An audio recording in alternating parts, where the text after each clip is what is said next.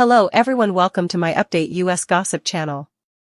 Kody Brown had faced public judgment before, but nothing prepared him for the blinding, unforgiving reality of an official courtroom where every whisper echoed like a thunderstorm and every accusation carried the sharp edge of a blade, and as the morning light filtered through the tall windows of the Flagstaff Superior Court, revealing the polished wood tables and rows of spectators who had lined up for hours hoping to catch even a glimpse of the unfolding chaos, it became clear that this wasn't just another family feud, it was a reckoning years in the making, especially as Unsealed files were about to hurl his entire narrative into a firestorm of contradiction and expose him in ways even his harshest critics hadn't imagined. Robin sat stiffly behind him, her fingers tightly gripping the edge of her seat, mascara already threatening to smudge under the pressure as murmurs rippled through the gallery, while Mary lingered along the back wall, arms folded, lips drawn tight as though she were bracing herself for a blow she knew had been coming for over a decade, and Christine's face flickered somewhere between satisfaction and sadness, the complicated emotional cocktail only someone who had survived the Brown family's internal warfare could fully understand, and Janelle sat perfectly still, expression neutral but eyes sharp as a hawk's, prepared for whatever confirmation or revelation lay ahead. The bailiff called the room to order as Judge Renshaw entered, his robe sweeping behind him and his eyes scanning the room with the kind of seasoned weariness reserved for cases that had dragged on too long, involved too many emotions, and had the potential to erupt at any moment. The courtroom had been buzzing for weeks about the mysterious request for unsealing confidential family records tied to the Browns' old plural marriage church, tax filings, property division documents, and even counseling transcripts, files that had been quietly sealed years earlier at Kody's insistence after what he had described as a misunderstanding involving miscommunications and outdated paperwork. But legal insiders whispered a different story. The files were sealed not to protect the family, but to protect Kody. As the judge cleared his throat and shuffled through a thick packet, the air tightened, spectators leaning forward like a single living organism waiting to pounce on the first sign of blood. This court has reviewed the petition and finds sufficient public interest to grant the motion, Judge Renshaw finally said, his voice firm but calm, though the impact was explosive as gasps shot across the aisle and Kody visibly flinched, his jaw tightening while Robin grabbed his arm hard enough to leave marks. The reporters scribbled furiously, cameras flashed, and even the court stenographer seemed to type faster as the judge continued, "These documents will be admitted into evidence today." That was the moment everything shifted, because those files weren't just administrative leftovers, they were dynamite, and everyone in the room felt it. The door opened as a clerk carried in two massive boxes of faded folders, each labeled with old case numbers and dates stretching back to the Las Vegas era, the early Flagstaff months, and even the turbulent years before Sister Wives ever aired. Kody swallowed hard, his eyes darting toward Leon, who sat resolutely beside their attorney, posture upright, expression unwavering, radiating the steady calm of someone who knew the truth had finally caught up with a very long trail of lies. Leon had been quiet for months, offering no interviews, making no statements, and refusing to explain publicly what had driven them to file a legal claim accusing Kody of falsifying records, manipulating family narratives, and misrepresenting financial decisions involving minors. But here, now, in this courthouse packed with fans, critics, reporters, and half the Brown family, the truth was ready to explode out of sealed envelopes and court-stamped files. The judge instructed the clerk to hand the first folder to the attorneys, and when Leon's lawyer, a sharp, measured woman named Carly Haynes, stood up with the document in hand, she didn't even need to raise her voice for the courtroom to fall silent, the tension thick enough to slice with a kitchen knife. "Your Honor," she began, "this file contains communication logs, tax filings, and counseling records that directly contradict Mr. Brown's sworn statements in earlier proceedings regarding his involvement, financial disclosures, and communication with his child, Leon Brown." Kody shook his head dramatically as if performing for the cameras, but his attorney placed a cautioning hand on his forearm. Mr. Brown claimed in prior testimony that he was fully transparent and that any discrepancies were accidental, Haynes continued, opening the file and lifting a stack of documents with color-coded tabs. However, these sealed records show a deliberate pattern of misrepresentation. There it was, the word everyone had been circling around but no one had openly spoken inside a courtroom until now, deliberate.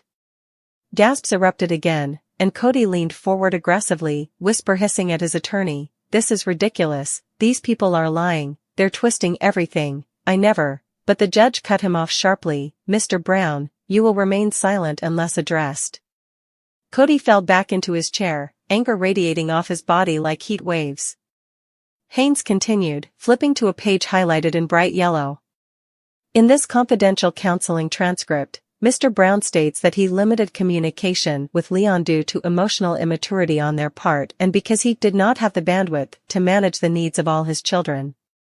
She paused for effect, letting the words settle, rippling through the gallery where Christine's face tightened in disgust and Janelle sighed softly as though she'd just heard confirmation of a painful truth she'd known for years. However, Haynes continued, lifting another page. In his sworn testimony submitted to the court 2 years later regarding family interactions and parental involvement, he claimed he maintained consistent, weekly communication with all minor and adult children, including Leon. The contradiction hit the courtroom like a hammer strike, a clean, unforgiving blow. The judge took the papers from her, his eyebrows lifting slightly. "Mr. Brown, you signed these statements under penalty of perjury," he said, voice calm but sharp enough to cut through steel. Kody's face darkened. Those were estimates, summaries, things get misremembered," he stammered, but the judge wasn't buying it. "This is not a discrepancy of memory," he replied, "this is a documented contradiction." Leon inhaled slowly, their eyes locked straight ahead, refusing to glance at their father, refusing to acknowledge the man who had twisted their story in court filings for years to maintain a public persona while privately allowing relationships to deteriorate. And then the bombshell hit. Haynes opened another folder, a thick one marked with an old Las Vegas case number, and held up a red-stamped form. "This," she said, "is a record from the United Brethren Apostolic Church, dated during the Brown family's transition from Utah to Nevada. It documents a disciplinary meeting in which Mr. Brown admitted to providing false information about his children's involvement in the move in order to maintain certain financial privileges offered by the congregation." The courtroom erupted, even the judge needed to use his gavel to bring order back. The record shows that Leon corrected the misinformation at the time, and Mr. Brown was formally reprimanded for dishonesty unbecoming of priesthood leadership. Yet he publicly claimed for years that he left the church due to persecution for plural marriage alone.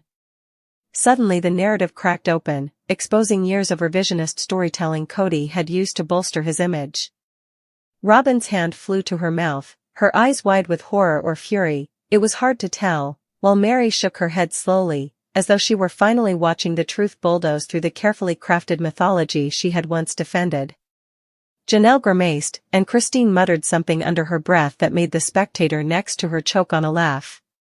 But Haynes wasn't finished.